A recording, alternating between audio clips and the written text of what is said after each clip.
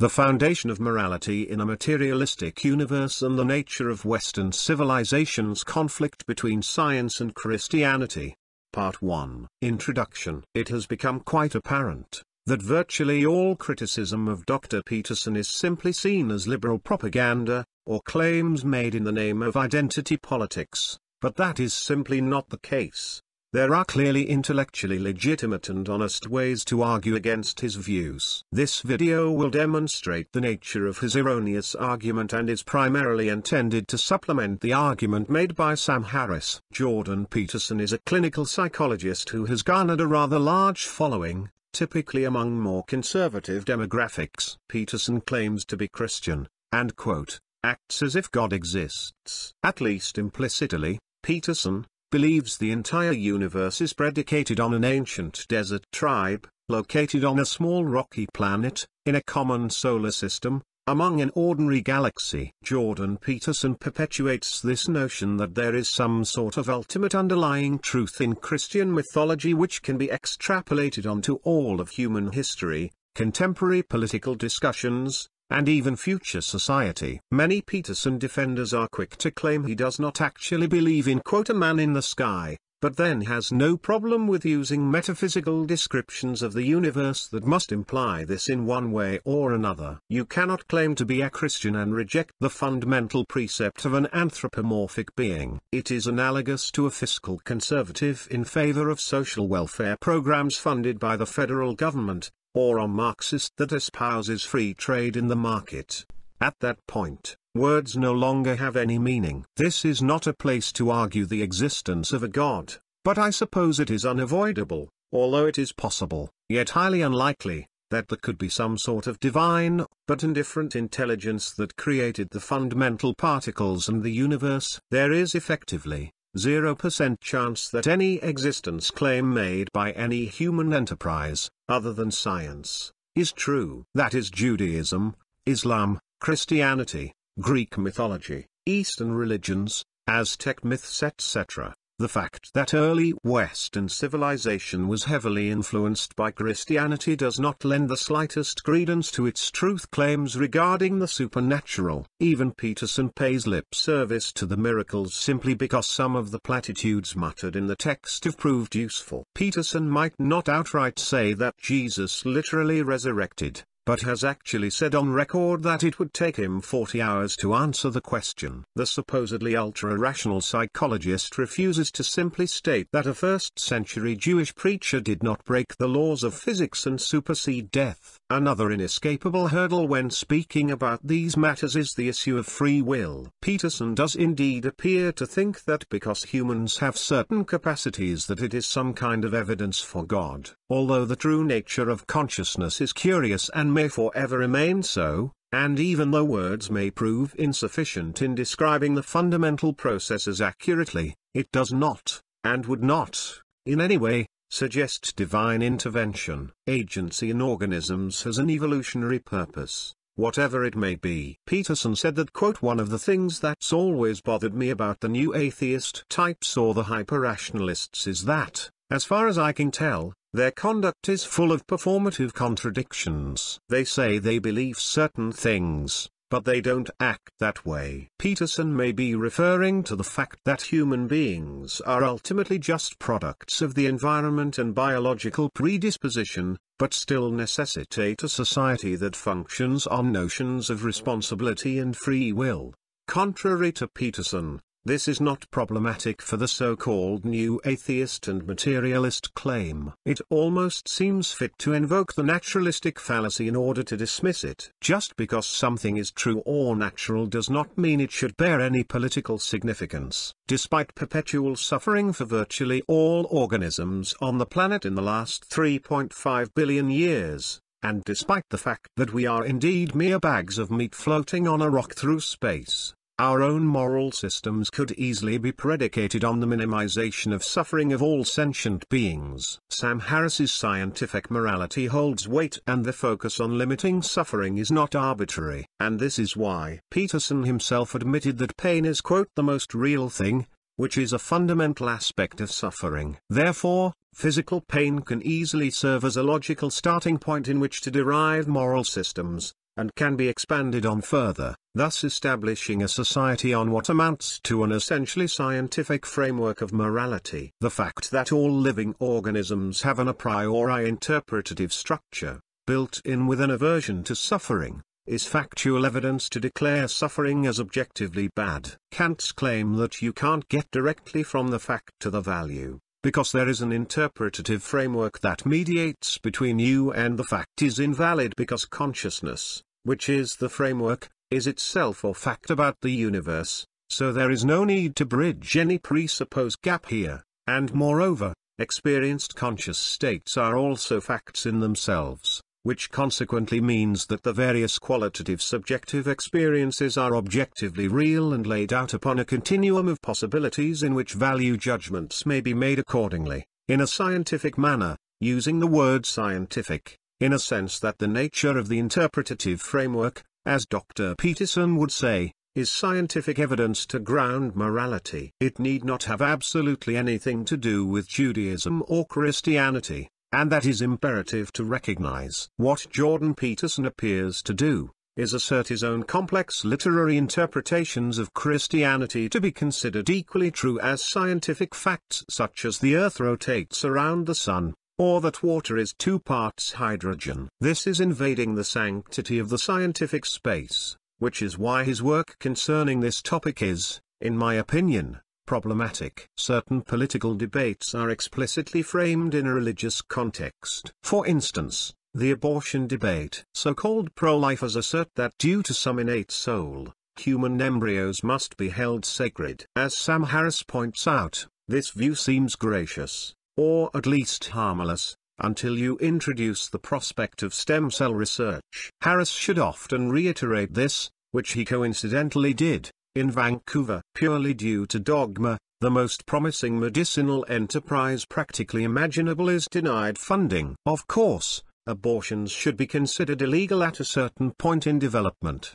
which they are, and this should be based on scientific data regarding the nervous system of the fetus and other factors. When Sam Harris says more suffering is brought upon this earth when you swat a fly, than when you eliminate a 3-day-old human embryo that has been donated for research, he is not being flippant, he is making a statement based purely off reason. All religions tug on our evolutionary strings one way or another, that is what has made them so successful. But it is thoroughly incomprehensible that educated people can believe that the universe could actually be predicated on any one of them. Simply because people have grown up in Christian societies, that until only 180 years ago, had no proper explanation for how all living things came to be in the first place. This is why Isaac Newton was a pious man. With little knowledge of the stars beyond the solar system, virtually no data on interstellar space and an ignorance of exoplanets, as well as the process of evolution not yet discovered by Darwin and Wallace,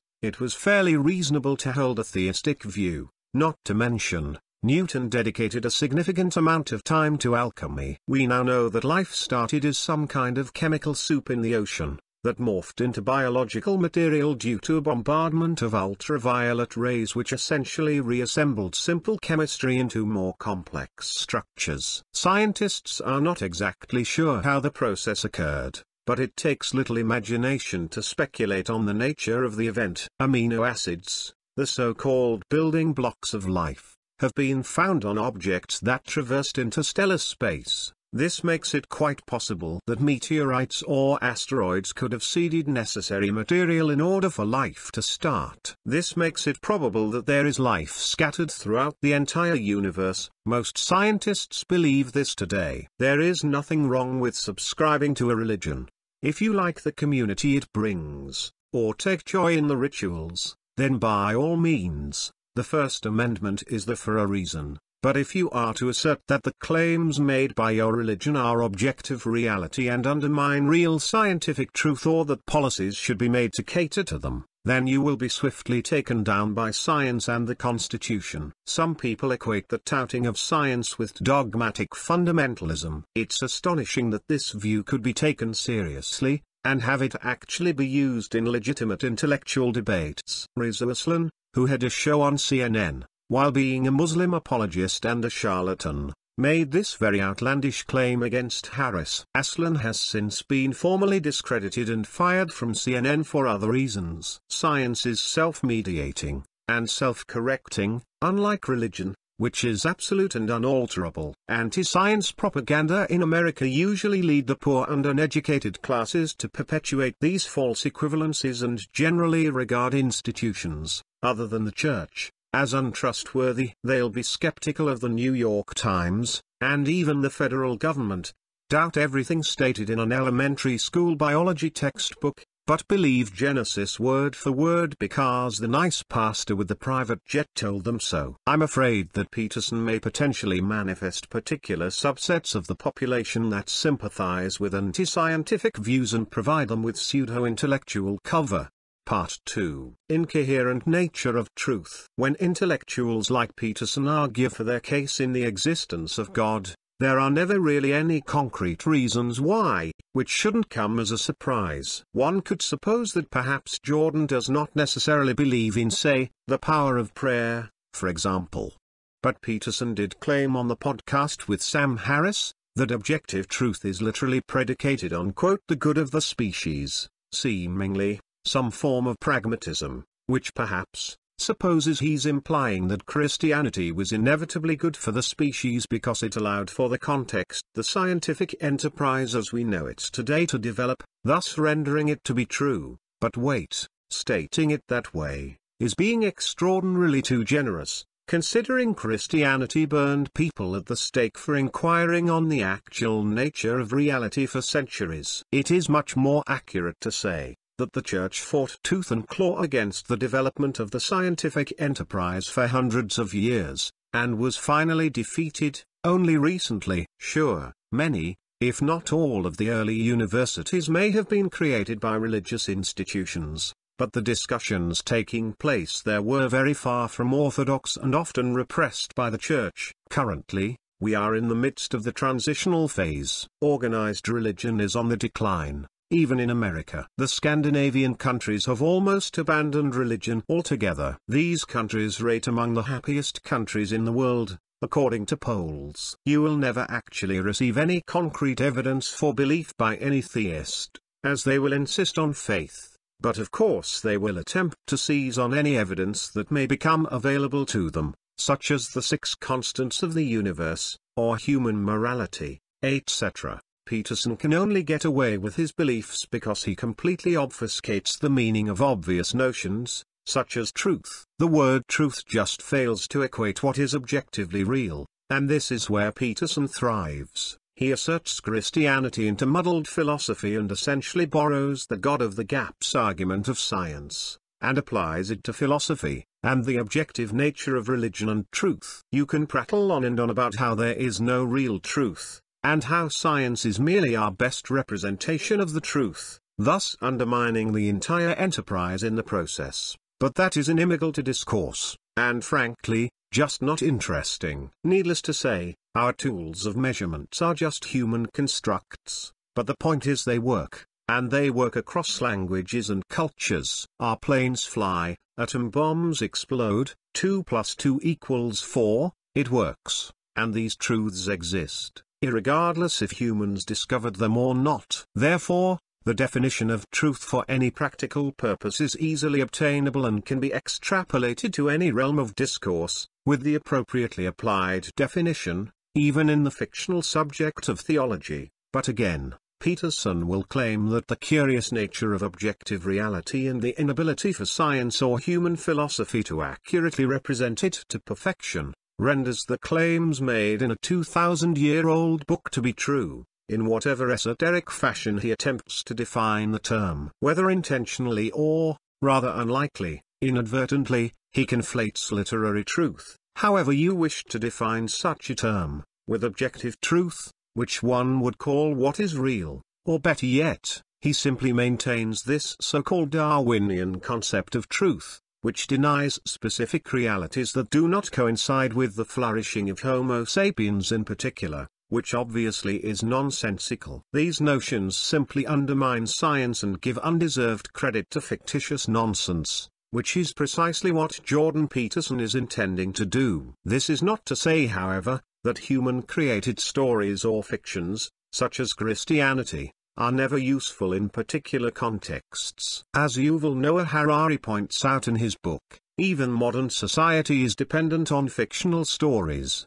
The notion of human rights is simply a fictional story, much like Christianity, and certainly has utility in modern society. Many people hold human rights to be considered sacred, which is logical, and can be argued for in the same manner as a scientific morality, acknowledging that all human life is inherently valuable on this pretense. But nevertheless Jordan is somewhat successful in providing such an esoteric argument in order to validate a predetermined worldview, but it is certainly very unscientific, and Peterson does consider himself to be a scientist. I am not denying Peterson is a sophisticated psychologist, but he is just wrong. He attempts to fall back on David Hume as his validation. But you can use whatever philosophical definitions of truth or any other relevant concepts, but they will never validate Christianity or any other religious belief, no matter how much educated people try.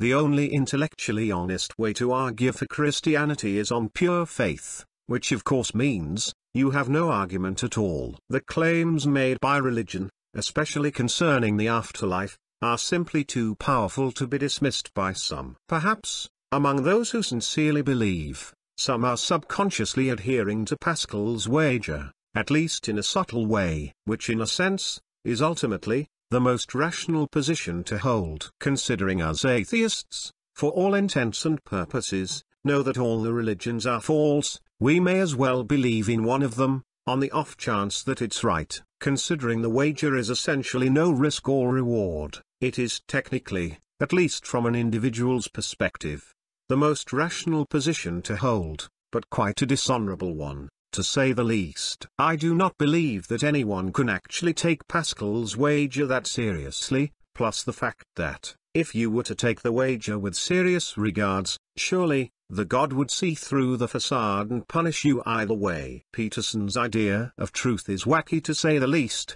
No amount of sophisticated reasoning will change that. Harris makes this patently obvious, when he states that, and I am paraphrasing, quote, the existence of prime numbers has no predication on the survival of apes like ourselves. In other words, abstract entities exist regardless if intelligent creatures are there to discover them or not, and there is absolutely no way around that. Peterson may very well have real concerns regarding the far left in Canada, and Bill C-16, which has been proposed, that would essentially force people to address others with their desired pronoun, which is clearly problematic. But his arguments against left-wing authoritarianism do not validate his orthogonal arguments relating to Christianity. I do not wish to merely repeat the arguments made against God by Richard Dawkins, but every single one of them is valid. Dawkins has admitted that he is not necessarily politically gifted, but rather, fiercely committed to espousing the truth, a most noble of causes. There are two separate arguments regarding God and religion. One being whether it is true or not, which contrary to popular conception, actually is an inherently scientific question, regardless if the scientific method and current technology is insufficient in answering it. As C.S. Lewis declared in his essay Man or Rabbit, Christianity claims to be an account of facts, to tell you what the real universe is like. Lewis himself had explicitly expressed no concern for the other question, being, whether or not religion, and or a belief in God, is useful for the human species, which if it were, according to Peterson, would demand it be called truth. This type of reasoning is clearly ill-founded and incoherent. As previously stated, the answer to the first question is obvious. All religions and the claims made by each of them are false. This is so blatantly apparent, but many people simply do not critically analyze the situation, or have been utterly brainwashed since birth by the various dogmas.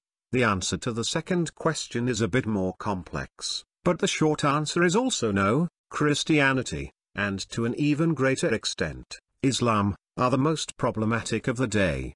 But Judaism should not be left off the hook, as it provided the foundation for the other bigoted ideologies. Take Sharia law of Islam for example. Sharia law is solely predicated on the identity of the perpetrator, which is manifestly antithetical to the U.S. Constitution, which states all persons deserve equal rights. This is where I personally lost some respect for Cenk Uygur, over the issue of Islam on the 3-hour-long debate with Sam Harris on YouTube. Cenk says during the debate, because we all get wedded to our identities, and secretly want to defend it no matter how much we're atheist or agnostic, which Sam Harris did not directly respond to. I believe it may be possible that that is actually what Cenk Uygur is thinking when he essentially defends Islam, and irrationally refuses to accept that the doctrine, which includes the Quran and the Hadith, contain logical and direct connections to the actions of the 9/11 hijackers, and the so-called Islamic State today, whereas the actions of typical right-wing Christian terrorists usually have little biblical standing. Islam apologists will claim that people who criticize Islam never have the sufficient knowledge of the past or the Quran to make these judgments, but this is just another fatuous defense made by religious apologists, of all stripes. And this is also not to imply that Uygur is a Muslim apologist, because he did state that he is not. There may very well be a few verses that can be interpreted to denounce jihadist terrorism, such as no compulsion in religion, but they are all vague. The instructions on killing and conquering are much more explicit. Although most Muslims, like most Christians of the day, ignore the extremely violent passages and apply more liberal interpretations of Scripture, they are being influenced by external forces, and not the religion itself. What needs to be understood is that religious moderation is simply a lack of veracity in belief of the actual doctrine, which is precisely what must be judged and criticized, and not the people that adhere to it. It is imperative that this notion will eventually establish itself as some kind of truism, and no longer need be said. Part 3. The diminishing divide of facts and values. Religious apologia is essentially on its last leg. Since science has debunked all of the actual truth claims made by religion, the last defense tactic is to attempt to entrench a deep divide between facts and values, and claim that science is inadequate in answering moral questions. Perhaps, the illogical proposal made by Peterson concerning his so-called Darwinian concept of truth is put forth in order to attempt to in some way undermine the notion that science, in the broadest sense of the word, can determine what is morally true. But Sam Harris proves the fact and value rift to be illusory when he says, if the totality of everything that is known all about the universe cannot aid you in the search for how to conduct yourself morally, then what else can? Of course, the answer is nothing, because there is nothing else. Keeping in mind that subjective experience is indeed part of the universe, and one must naturally equate the totality of what is known with science. Of course, considering that the scientific method, which anyone in the world can adhere to, proves to be the only proper way to determine what is known, and one can do this without dogma, professing to an authority, forced diets, and threats of death and eternal torture. And this is the problem with Jordan Peterson and his argument for Christianity that is so obfuscated as to have really little to no substance at all. Peterson is unremittingly opposed to far-left politics and Marxism. He has a tremendous fear of nihilism and regards the notion of science answering moral questions as some kind of communist dystopia. So he associates with right-wing politics and Christianity as a typical outlet for that. He attributes a majority of the horror in the 20th century essentially to the death of God, but simply citing history is not a proper argument for this, and it is nevertheless untrue. Stalin was a ruthless dictator who suppressed all political opponents and founded a secular dogma that manifested itself to be extremely dangerous, similar to Islamic fascism or any other religious dogma. But when societies as a whole increase in prosperity, the propensity to be religious is substantially decreased. Religion is categorically unnecessary, and in fact, antipathetic in achieving that level of prosperity. The doctrines are designed to keep a large portion of the population poor. That is a feature, not a bug. Equating science-based discussion regarding moral realism with the atrocities committed by Stalin and other regimes, as well as the inherently inept nature of communism in practice, is irrational. Considering Peterson's sophistication, it is rather puzzling why he espouses Christianity, especially as a so-called scientist, But this is my theory why, and for that he is on the wrong side of history. He seems to regard Judeo-Christianity as some kind of catalyzing enzyme for the birth of Western democracies, which is ironic, considering history recalls Christianity to appear more like a debilitating cancer on the development of science and the advancement of democracy, and it is only due to historical accident that these people happened to be Christian. During the Dark Ages, Christians were burning the great works of the ancient Greek scholars, and it is only thanks to early Islamic societies that they were preserved in the first place. Many aspects of Judaism and Christianity have simply been borrowed from other pagan religions. Virgin-born messiahs and expectations of an everlasting afterlife were common themes, among numerous others. Yes, some of the fundamental values preached in Christianity are honorable, but monopolizing them under the veil of Christian or Judeo-Christian values, as Peterson does, is precisely the fault. They are not solely Christian values, and many are inherent values of human nature that are universal across cultures, and easily accounted for by evolutionary biology. It should be important to keep in mind that culture is not an exclusively human phenomenon. People generally like to regard Homo sapiens as radically different from all other animals, but this difference is utterly dependent on the evolution of complex communication and representing the world abstractly through language. Many other species have developed several different proto-cultures within them, most notably other primates, but even whales, and dolphins. Different hunting methods and other behaviors can be seen employed by the segregated populations that are clearly not instinctual or based in genetics. Take the Japanese macaque for instance.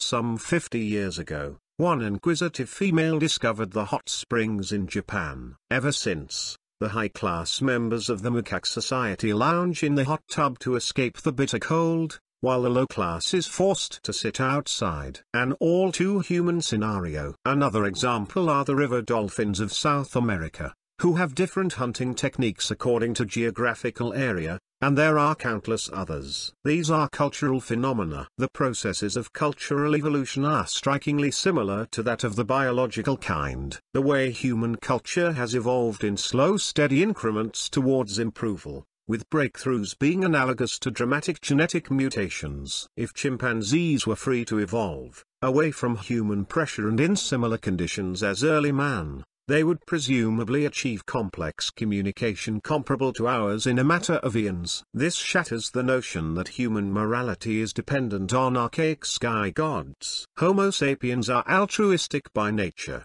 not because of Yahweh, Allah, Bio, Zeus, or Vishnu. Thank you. If you enjoyed this lecture, please share your thoughts in the comments section below.